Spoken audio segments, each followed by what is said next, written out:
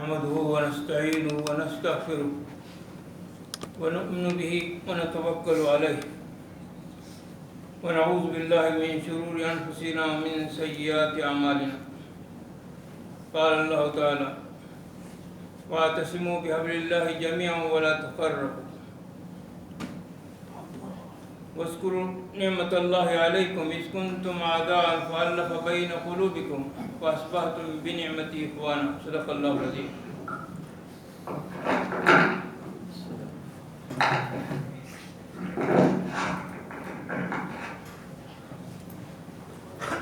محترم حضرات، اللہ تعالیٰ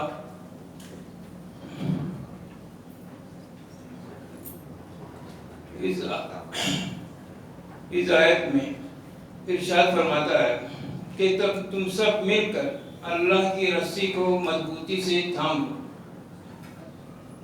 اور آپس میں تفرقے میں مت پڑو، اور تم اللہ کی اس نعمت کو یاد کرو جب تم آپس میں ایک دوسرے کے دشمن تھے، پھر تم اس نعمت ایمان کی وجہ سے، اس نعمت اسلام کی وجہ سے ایک دوسرے کے بھائی بن گئے. محترم حضرات،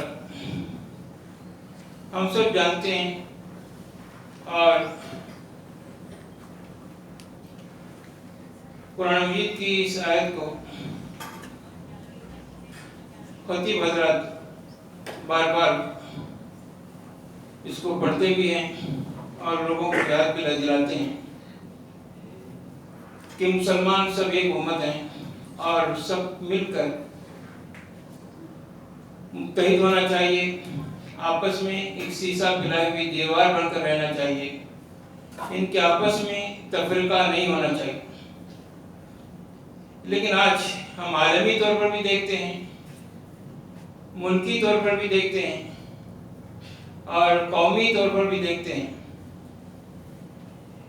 کہ مسلمان آپس میں اختلافات کے شکار ہیں.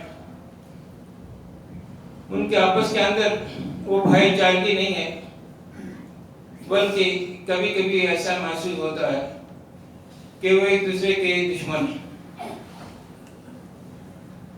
محترم حضرات، اللہ تعالیٰ نے ہمیں قرآن مجید میں بار بار اس بات پر توجہ دلائی ہے کہ ہم سب ایک ہو جائیں، متحد ہو جائیں، تاکہ ہم کمزور نہ ہوں اور کسی سازش کا شکار نہ ہو جائیں.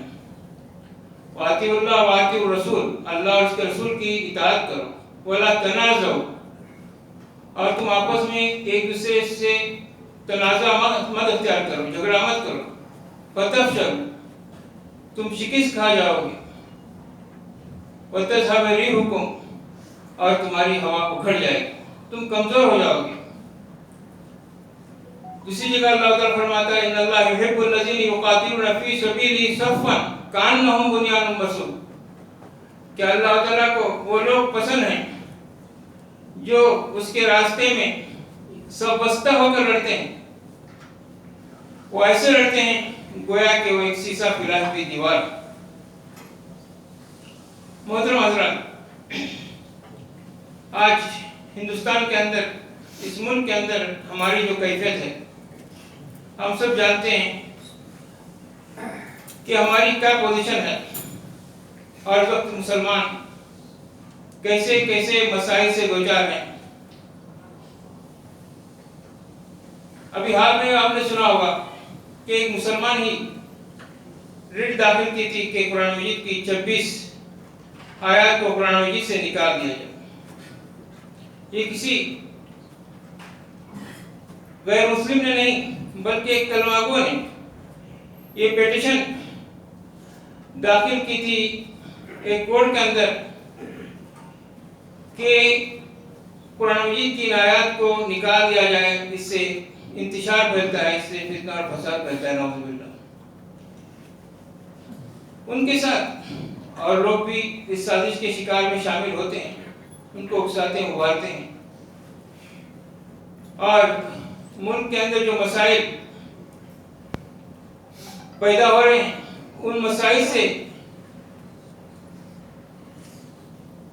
نگاہوں کو سے اوجھل کرنے کے لیے ایسے مسائل کو اٹھاتے رہے ہیں تاکہ مسلمان ان مسائل کی طرف توجہ نہ دے پائے اور انہی ہی چیزوں کے اندر اپنی پوری قوت اور اپنی طاقت لگا دے۔ آپ دیکھتے ہیں کتنے مسائل سے آج اس ملک دو چار ہے۔ ایک سپریم کورٹ کا مسئلہ ہو، وہ بھی ایک تلوار کی طرح ہماری گردن پر لٹک رہا ہے۔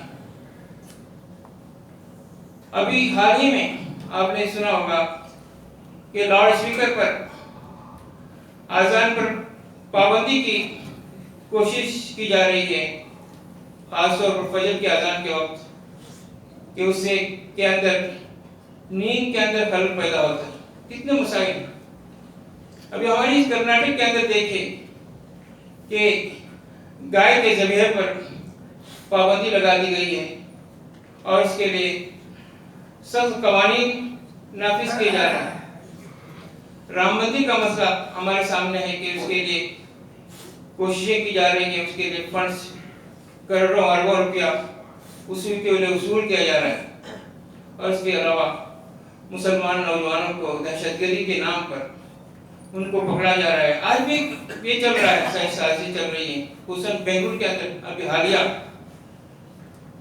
1-2 ماہ کے اندر بہت سے نوجوانوں کو، مسلمان نوجوانوں کو گرفتار کیا گیا، پکڑا گیا، ان کی زندگیاں برباد کر دی جاتی ہیں اور وہ بری ذمہ ہو کر آتے ہیں کب 20 سال کے بعد، 18 سال کے بعد، 22 سال کے بعد، 24 سال کے بعد، اتنے سالوں کے بعد وہ گھر میں جب جاتے ہیں تو اپنی بیوی کو پہچان نہیں پاتے، اپنی ماں کو پہچان نہیں پاتے، اپنی بہن کو پہچان نہیں پاتے، گھر اور محلے کو پہچان نہیں پاتے۔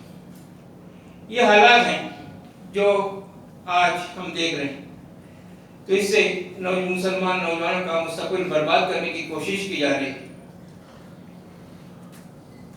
تو سب سے بڑی جو ضرورت ہے اس ملک کے اندر کہ مسلمان ایک ہوں، انما المؤمنون ایک ہو، مسلمان کو آپس میں مومن کو بھائی بھائی قرار دیا گیا، وہ ایک دوسرے کے بھائی بھائی ہیں،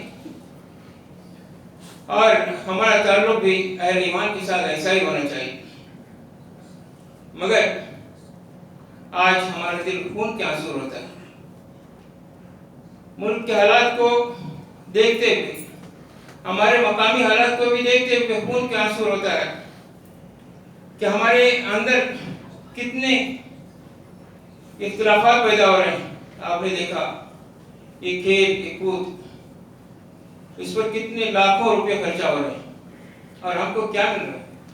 اس سے کیا فائدہ ہو رہا ہے؟ لاکھوں کروڑوں روپیہ جو ایک ٹورنامنٹ پر خرچ کیے جا رہے ہیں، اس سے ہماری قوم کو کیا مل رہا ہے؟ اس سے ہمارے اختلافات ہمارے درمیان پیدا ہو رہے ہیں، سر پھٹور ہو رہی ہے، آپس کے اندر دشمنی پیدا ہو رہی ہے۔ ان سب خرچ کرنے کے باوجود جو ہم کو کیا مل رہا ہے، کیا حاصل ہو رہا ہے؟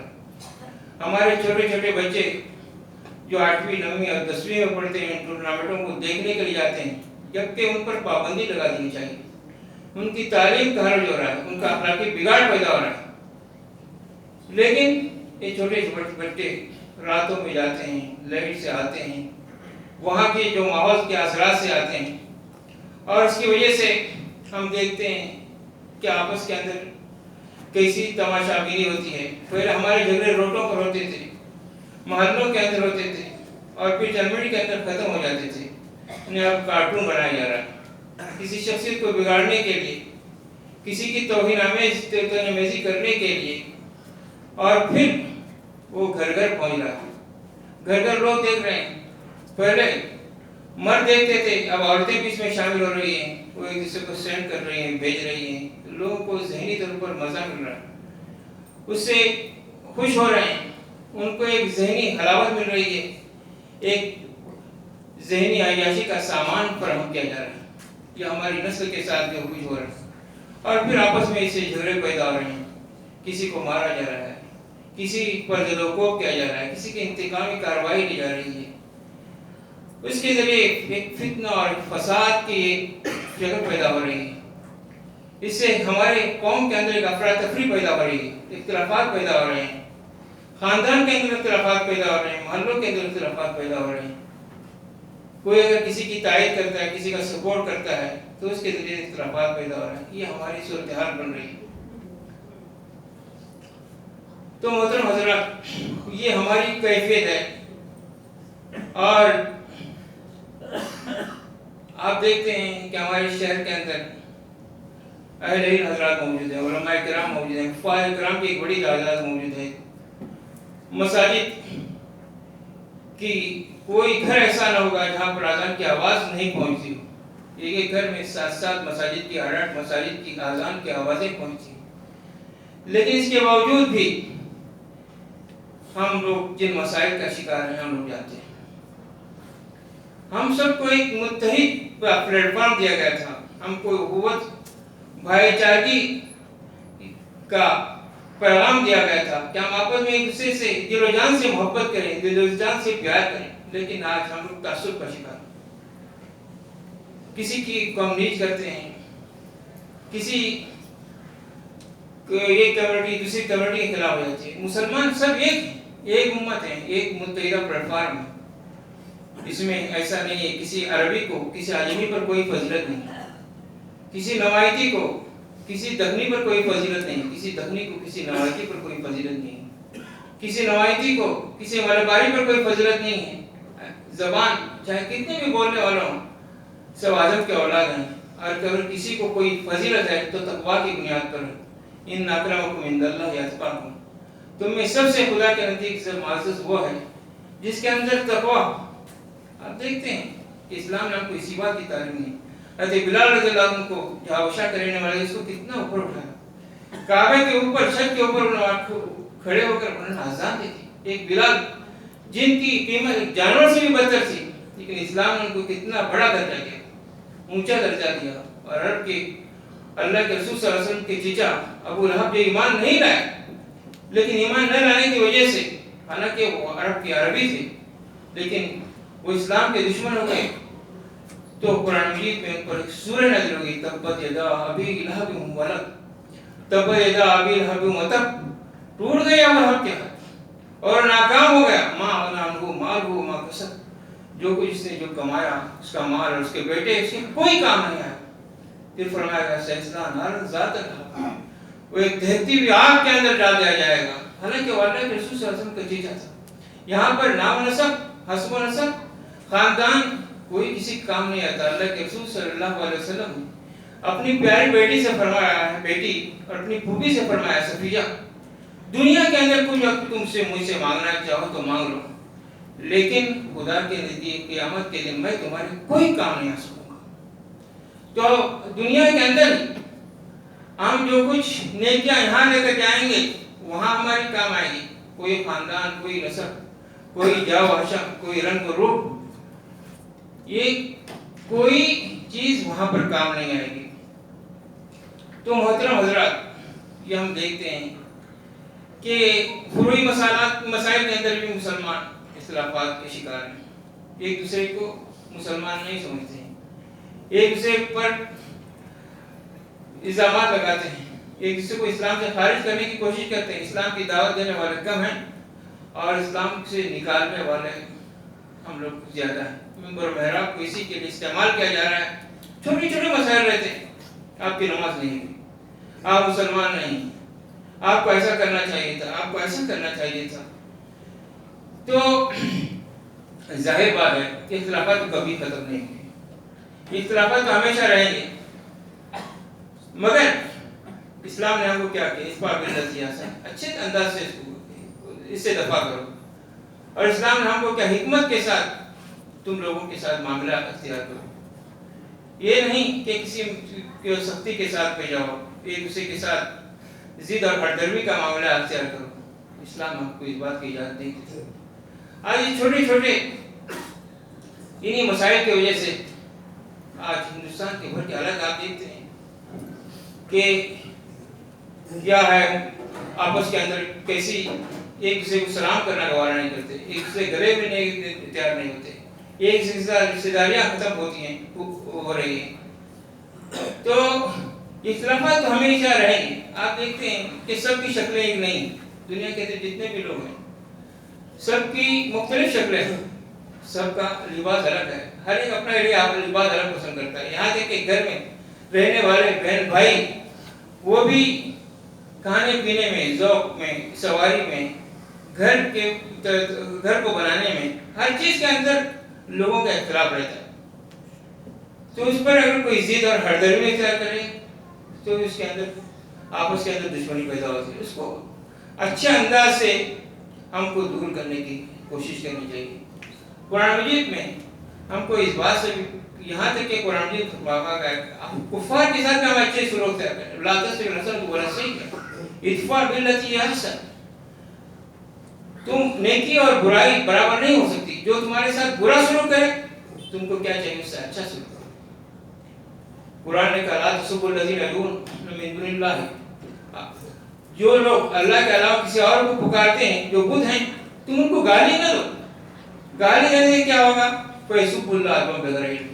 تو اللہ کو وہ اپنی نادانی کی وجہ سے اللہ کو گالی دیں گے. تم ان کو گالی دو گے، تمہارے اللہ کو گالی دیں گے. تو قرآن مجید میں اس بات سے بھی منع کیا، آپس میں منافرت نہیں ہونی چاہیے، آپس میں محبت ہونی چاہیے، آپس میں ایک دوسرے کے ساتھ اچھے تعلقات ہونی چاہیے. تو محترم حضرات، ہم کو بات اس بات کی کہا گیا، یہاں تک کہ آپ دیکھتے ہیں حضرت فرعون کو کے پاس حضرت موسیٰ اور حضرت ہارون کو بھیجا. وہ نبی تھے، وہ اللہ کے پیغمبر تھے، ان کی کیا مرتبہ تھا، ان کی کیا شان تھی. اور ان کے مقابلے میں کون تھا؟ ان کے مقابلے میں فرعون تھا، اللہ کا دشمن تھا، جو انا ربکم الاعلیٰ کہتا تھا، میں تم میں سب سے بڑا رب ہوں. جس نے اپنے خدائی کا نعرہ لگایا تھا، اور جس کے ہاتھوں میں لاکھوں بنی اسرائیل کے بچوں کے قتل کا خون تھا. لیکن اس کے باوجود بھی اللہ تعالیٰ دونوں کو بھیجتا ہے، ہارون کو بھیجتا ہے، موسیٰ علیہ السلام کو بھیجتا ہے. کیا ہے؟ قولا لہو قولا لینا. تم ان کے پاس جاؤ اور سختی کے ساتھ ان سے بات مت کرو، بلکہ نرمی کے ساتھ بات کرو. قولا لعلہ یتذکر و یخشی. شاید وہ نصیحت حاصل کرے یا ان کے اندر ڈر پیدا، خوف پیدا ہو جائے. آپ نرمی سے کسی سے بات کریں گے، محبت سے کسی کی بات کریں گے، آپ اس کے دل کو جیتیں گے. آپ کسی سختی سے بات کریں گے، کسی کو گریبان پکڑیں گے، کسی کو دھکم دھکی دیں گے، کسی کو راستے پر گالی دیں گے، تو ظاہر ہے گالی کا جواب گالی سے. جو کوئی آپ کو زہر پلائے گا وہ بھی آپ کو زہر پلائے گا. جو آپ کسی کو محبت کا جام پیش کریں گے تو وہ بھی آپ کے ساتھ محبت سے پیش آئے گا. محترم حضرات، شاعر کہتا ہے بات چاہے سلیقہ ہو، بے سلیقہ ہو کریم، بات کہنے کا سلیقہ چاہیے. تو اگر ہم آپس میں محبت سے مل کر رہیں گے، ملتے ہیں، آپ دیکھتے ہیں جب مشکلات پہ جاتے ہیں، دشواریاں پہ جاتے ہیں، جنگل میں بھی جب کوئی ایسے حالات پہ جاتے ہیں تو شیر اور ہرن بھی ایک ساتھ پانی پیتے ہیں. سانپ اور نیولے ایک دوسرے کے دشمن ہیں مگر ایک دوسرے کی چھیڑخانی نہیں کرتے. تو ہم سب کو ایک بنیاد میں محسوس ہونا چاہیے، آپس میں متحد ہونا چاہیے، چھوٹی چھوٹی شکوہ شکایتیں دور کرنا چاہیے. یہ واٹس ایپ کے ذریعے، میسیجز کے ذریعے، آج کل کیا ٹویٹر رہتا ہے، تو اس طرح یہ تمام چیزوں کے ذریعے نفرتوں کا بازار گرم کرنے کے بجائے محبت کا پیغام لوگوں کو پیش کرنا چاہیے. علامہ اقبال کہتا ہے منفعت ایک ہے اس قوم کی، نقصان بھی ایک ہی سب کا نبی، دین بھی، ایمان بھی ایک، حرم پاک بھی، اللہ بھی، قرآن بھی ایک، کیا بڑی بات تھی ہوتے جو مسلمان بھی ایک. وآخر دعوانا الحمدللہ.